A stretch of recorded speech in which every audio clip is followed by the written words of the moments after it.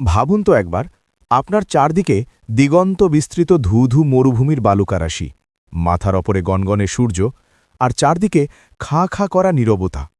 বাতাসের শোঁ শোঁ শব্দ ছাড়া আর কোনো আওয়াজ নেই। কিন্তু এই অনন্ত বালিয়াড়ির ঠিক নিচেই হাজার হাজার ফুট গভীরে লুকিয়ে আছে এমন এক অজানা এবং অন্ধকার ইতিহাস, যা আজকের আধুনিক বিজ্ঞানকেও স্তব্ধ করে দেয়। এমন এক ইতিহাস যেখানে মিশে আছে অসীম ক্ষমতা, পাহাড় সমান সোনা দানা, গুপ্তধন আর এমন কিছু হাড় হিম করা অভিশাপ, যা হাজার বছর ধরে পাহারা দিয়ে আসছে মৃত রাজাদের। প্রিয় দর্শক, আজ আমরা কোনো সাধারণ গল্প শুনতে যাচ্ছি না। আজ আমরা প্রবেশ করতে যাচ্ছি এমন এক জগতে যেখানকার প্রতিটি ধূলিকণায় মিশে আছে মৃত্যু এবং রহস্য। আজ আমরা জানব প্রাচীন মিশরের ফারাওদের কথা, তাদের মমি করে রাখার অদ্ভুত বিভৎস সেই প্রক্রিয়ার কথা, হারিয়ে যাওয়া সেই সব গুপ্তধনের কথা, আর জানব ইতিহাসের সবচেয়ে ভয়ঙ্কর সেই অভিশাপের কথা, যে অভিশাপের শিকার হয়ে ছটফট করতে করতে প্রাণ হারিয়েছেন বহু বিখ্যাত মানুষ। তাই ভিডিওটি একটি মুহূর্তও স্কিপ না করে শেষ পর্যন্ত আমাদের সাথেই থাকুন। আজকের এই রোমাঞ্চকর যাত্রা আপনার কল্পনার জগৎকে চিরতরে বদলে দেবে। প্রাচীন মিশরীয় সভ্যতার কথা বললেই আমাদের চোখের সামনে সবার আগে ভেসে ওঠে বিশাল সব পিরামিড আর সাদা কাপড়ে মোড়ানো মমির ছবি। কিন্তু কখনো কি ভেবে দেখেছেন কেন তারা এমনটা করত? কেন মৃতদেহকে স্বাভাবিকভাবে পচতে দিত না?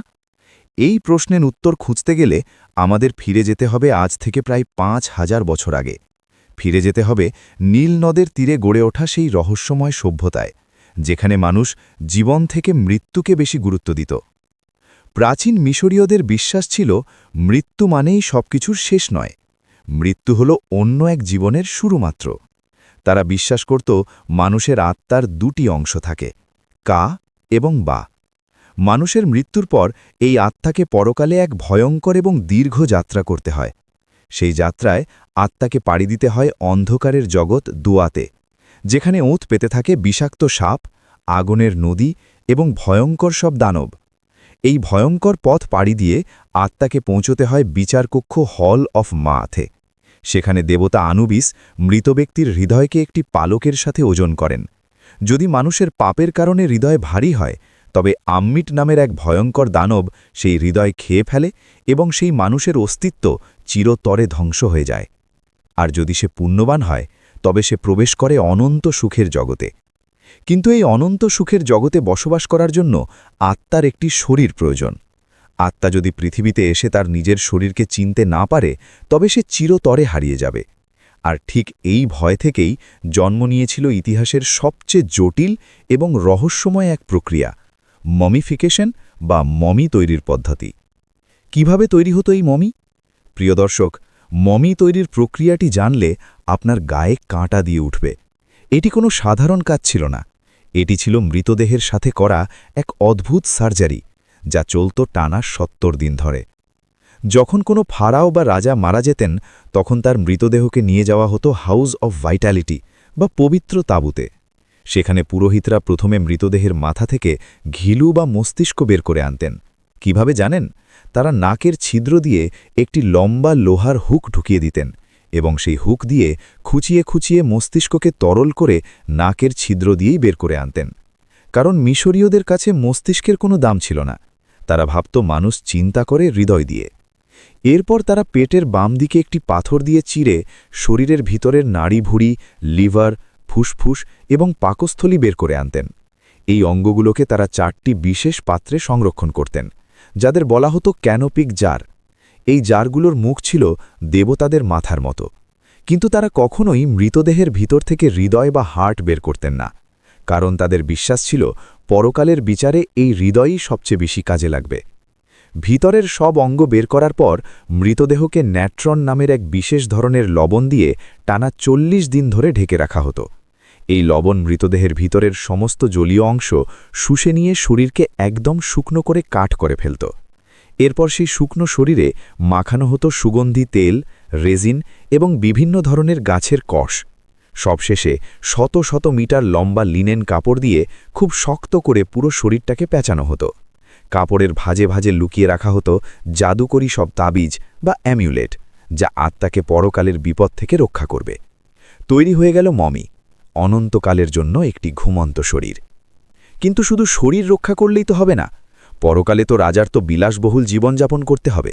তাই ফারাওদের কবরের ভিতরে দেওয়া হতো পাহাড় সমান সোনা দানা, রত্নভাণ্ডার, সোনার রথ, অস্ত্রশস্ত্র, দাসদাসীর মূর্তি, এমনকি বছরের পর বছর ধরে খাওয়ার জন্য শুকনো খাবার ও ওয়াইন। ফারাওদের এক একটি কবর যেন ছিল মাটির নিচের এক একটি সোনার শহর। আর এই বিপুল পরিমাণ গুপ্তধনের কারণেই শুরু হলো আরেক ভয়ঙ্কর খেলা। প্রাচীনকালের ডাকাত বা টুম রেইডার এই গুপ্তধনের লোভে পাগল হয়ে উঠল। তারা রাতের অন্ধকারে ফারাওদের কবর খুঁড়ে সোনা লুট করতে লাগল। ডাকাতদের হাত থেকে রাজাদের এই গুপ্তধন বাঁচাতে মিশরীয় স্থপতিরা পিরামিড বানানো বন্ধ করে দিলেন, কারণ পিরামিড দেখলেই ডাকাতরা বুঝে ফেলত এখানে গুপ্তধন আছে। এর বদলে তারা বেছে নিলেন থিবস শহরের কাছে এক দুর্গম পাহাড়ি উপত্যকাকে। ইতিহাসে এই জায়গার নাম ভ্যালি অব দ্য কিংস বা রাজাদের উপত্যকা। এখানে মাটির শত শত ফুট গভীরে তৈরি করা হল ভুলভুলাইয়া বা বোলক ধাঁধার মতো সব সুড়ঙ্গ। এই সুড়ঙ্গগুলোতে বিছানো হল ইতিহাসের সবচেয়ে মারাত্মক সব মরণ ফাঁদ। গুপ্তধনের লোভে কেউ যদি এই কবরে প্রবেশ করত, তবে তার জন্য অপেক্ষা করত বিষাক্ত তীরের দেওয়াল, হঠাৎ ধসে পড়া বিশাল পাথরের ছাদ, আর এমন সব চোরাগোপ্তা গর্ত যার নিচে পোতা থাকত বিষাক্ত বর্ষা।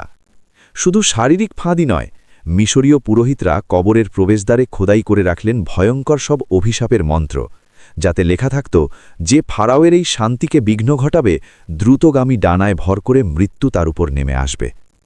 হাজার হাজার বছর পার হয়ে গেল, বালির নিচে চাপা পড়ে গেল সেই রাজাদের উপত্যকা। মানুষ ভুলেই গেল যে ওই পাথুরে পাহাড়ের নিচে ঘুমিয়ে আছে প্রাচীন পৃথিবীর সবচেয়ে প্রভাবশালী শাসকরা। এরপর এলো আধুনিক যুগ। ইউরোপ থেকে বহু প্রত্নতত্ত্ববিদ মিশরে আসতে শুরু করলেন। ঊনবিংশ এবং বিংশ শতাব্দীর শুরুতে ভ্যালি অব দ্য কিংস হয়ে উঠল গুপ্তধন শিকারীদের প্রধান লক্ষ্য। তারা এক এক করে ফারাওদের কবর আবিষ্কার করতে লাগলেন। কিন্তু সব কবরেই দেখা গেল একই চিত্র। প্রাচীনকালের ডাকাতরা আগেই সব সোনা লুট করে নিয়ে গেছে। মমিগুলোকে টুকরো টুকরো করে ছেড়ে ফেলা হয়েছে। প্রত্নতত্ত্ববিদরা হতাশ হয়ে পড়লেন। তারা ধরে নিলেন ভ্যালি অব দ্য কিংসে আর কোনো অক্ষত কবর অবশিষ্ট নেই। কিন্তু একজন মানুষ এই কথা মানতে রাজি ছিলেন না। তার নাম হাওয়ার্ড কার্টার, একজন জেদি এবং স্বপ্নবাজ ব্রিটিশ প্রত্নতত্ত্ববিদ। কার্টারের দৃঢ় বিশ্বাস ছিল এই উপত্যকার কোথাও না কোথাও একজন ফারাওয়ের কবর এখনও সম্পূর্ণ অক্ষত অবস্থায় লুকিয়ে আছে।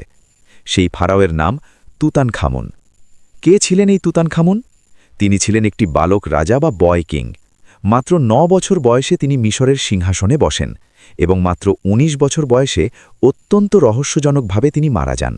যেহেতু তিনি খুব অল্প বয়সে এবং হঠাৎ করে মারা গিয়েছিলেন, তাই তার কবরটি খুব তড়িঘড়ি করে তৈরি করা হয়েছিল। আর ঠিক এই কারণেই প্রাচীন ডাকাতরা তার কবরের খোঁজ পায়নি। হাওয়ার্ড কার্টার টানা বেশ কয়েক বছর ধরে ভ্যালি অব দ্য কিংসে খোঁড়াখুড়ি করলেন। দিনের পর দিন, মাসের পর মাস, কড়া রোদের নিচে টন টন বালি সরিয়েও তিনি কিচ্ছু পেলেন না। তার স্পন্সর, অর্থাৎ যিনি তাকে টাকা দিচ্ছেন, লর্ড কার্নারভন, তিনি কার্টারকে জানিয়ে দিলেন যে এটাই তাদের শেষ বছর। এরপর তিনি আর কোনো টাকা দেবেন না। কার্টার বুঝতে পারলেন তার স্বপ্ন হয়তো চিরকালের জন্য বালির নিচেই চাপা পড়ে যাবে। কিন্তু ১৯২২ সালের ৪ নভেম্বর ইতিহাসের মোড় ঘুরে গেল। কার্টারের দলে থাকা একটি ছোট পানি বয়ে আনা ছেলে হঠাৎ বালির নিচে পাথরের একটি সিঁড়ির ধাপ দেখতে পেল। কার্টারের হৃদয়স্পন্দন বেড়ে গেল। তিনি সাবধানে বালি সরাতে লাগলেন।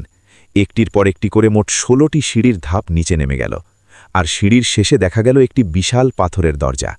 সবচেয়ে আশ্চর্যের বিষয় হল, সেই দরজার গায়ে যে সিলমোহর লাগানো ছিল তা গত ৩৩০০ বছরে কেউ ভাঙেনি।